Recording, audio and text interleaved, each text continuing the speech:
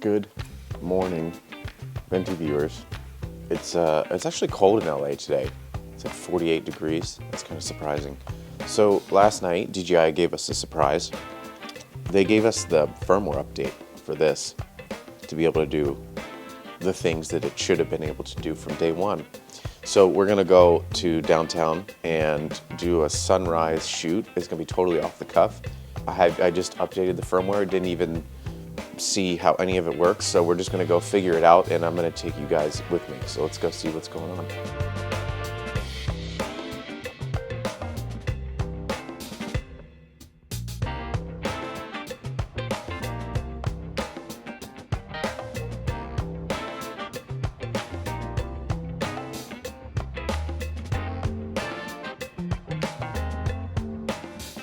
Nice thing about Los Angeles is when it rains here, it really clears out the air. So we're gonna get some nice clear shots. We're gonna take the drone up and we're just gonna walk through the different features and stuff of the new firmware update. So let's get this bad boy up in the air.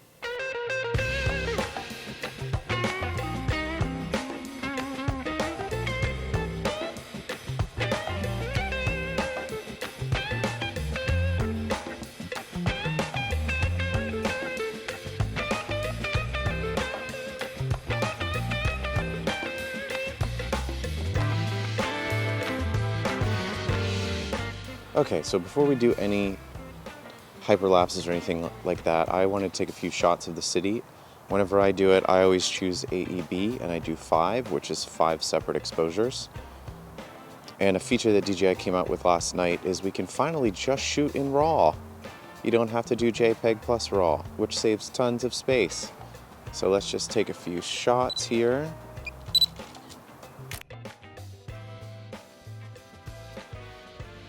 Okay, so we were down that way, a ways, trying to film with the drone, but we kept losing signal, so we're trying to get into the park. The park's open, but none of the gates are open, but I see people in there. So we're gonna try and get underneath this fence so that I can have a better vantage point with the drone so I can actually test out the features. So I don't know how this is gonna go, but here goes nothing.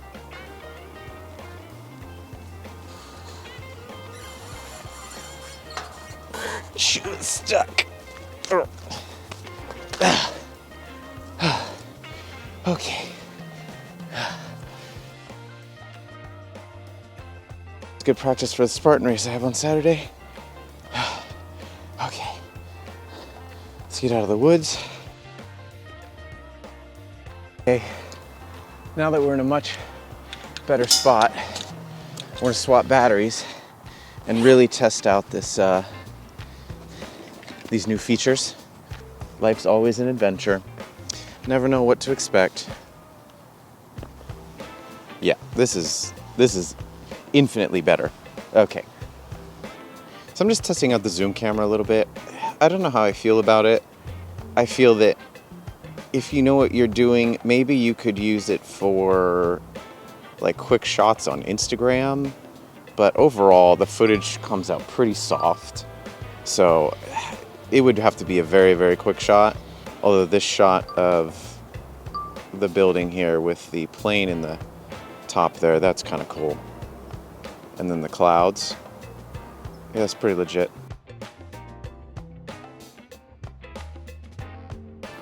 All right, let's go to our time lapse. So we're gonna go here, we're gonna go to hyperlapse. I gotta say, I'm not overly impressed with the RC signal of the Mavic 3 Pro. Honestly, with the Mavic 2 Pro, it was a little bit better, especially in this area. I've flown in this area many times. I was more impressed with the range on that one, but the battery life on this drone, I'll give them that. The battery life is pretty damn impressive. Okay, let's go into the hyperlapse again. So I want to do a 10-second long video. We're going to say max speed is 1.1, and we'll do 3-second intervals. So I think what I'm going to do is bring the camera lower and to the left, so I have better RC signal.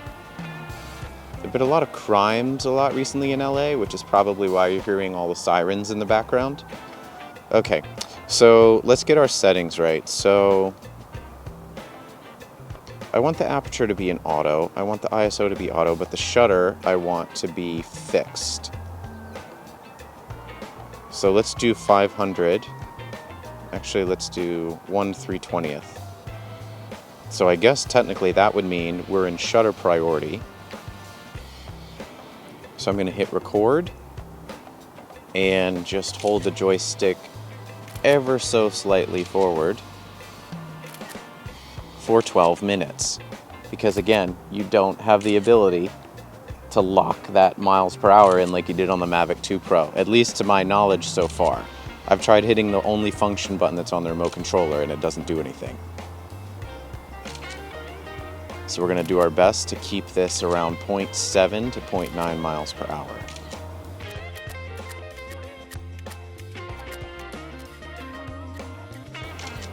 Overall, the software seems to be doing a pretty good job of keeping the histogram pretty well exposed.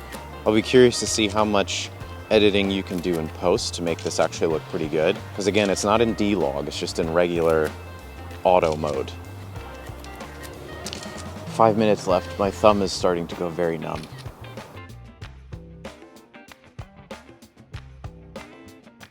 Okay, last 2 minutes. I've lost all feeling in my right hand, but I do this for you guys. Which reminds me, I only have 55 subscribers. We're trying to make 60 by the end of the year. So if you like what you see, don't forget to like and subscribe. It really helps us out. Oh, finally. God damn. They really need to come up with an update that just lets me hit a button and it maintains whatever speed, because that hurts. All right, let's see what we got. Yeah, okay. That's not bad. There's some good movement in the clouds. Yeah, I mean, as far as I can tell, I don't see anything that tells us that we can hit a button and it maintains its current speed, like on the Mavic 2 Pro. So hopefully they come out with a new software update that will allow us to do that. So we have Mastershots. So I guess we're gonna draw something around something. Cool. Estimated flight time, 2 minutes. Width, medium, tap to do the master shot. Oh God, what's about to happen? So this is going to, I guess, just circle around that. Oh yeah, this is part of the master shot. It's just circling around that. Now what's interesting is it's not D-Log. It looks like it's just regular 4K. And now it's going back and forth. Oh, it's adjusting the aircraft position. Okay. So now it's doing a droney. Just flying up.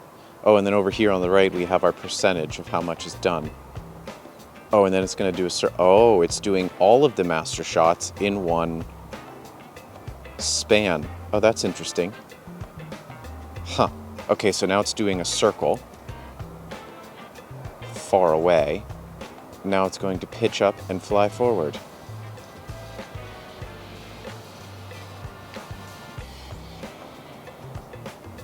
Okay.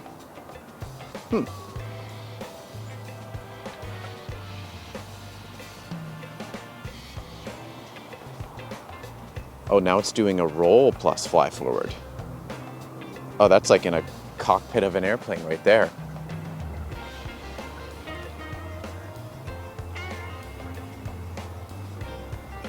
Is that using the zoom camera? Huh. Circle close. It's in 4K. That's cool. Boy, it uses up storage real quick. Flying 22 miles an hour. Huh. And now it's going to zoom in and out. I'm almost wondering if it's faking a zoom. It's just a digital zoom because you have 4K resolution, so you could just zoom in 4 times.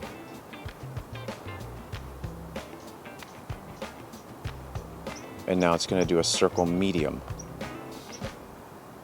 Rocket. Huh. And now it's going to do a circle around all of LA. Oh, look, there's a Hollywood sign. Okay. There's camera straight plus descend. So for some reason it thought the subject behind what the actual subject was is more interesting. So now it's going to do a straight plus circle.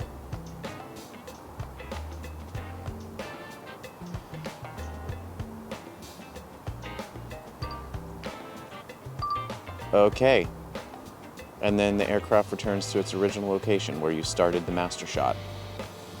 And that used 25% battery. Okay, interesting. Okay, so what did we learn? We learned a few things. So we learned that we can now do only RAW photos, which is nice because when I was trying to sort through JPEG plus RAW from a file managing standpoint, that was really annoying.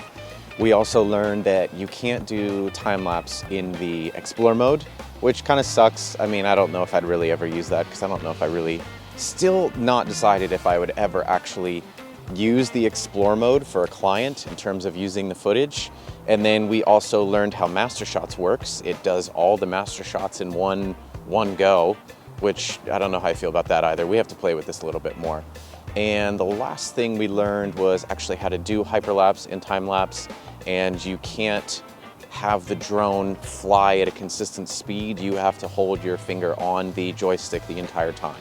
From what I know as of this video, which is today is December 8th or 9th or something like that. It's a Friday, I don't know. But that's what we learned. If you guys like what you saw, don't forget to like and subscribe. We appreciate it, and we'll see you in the next one.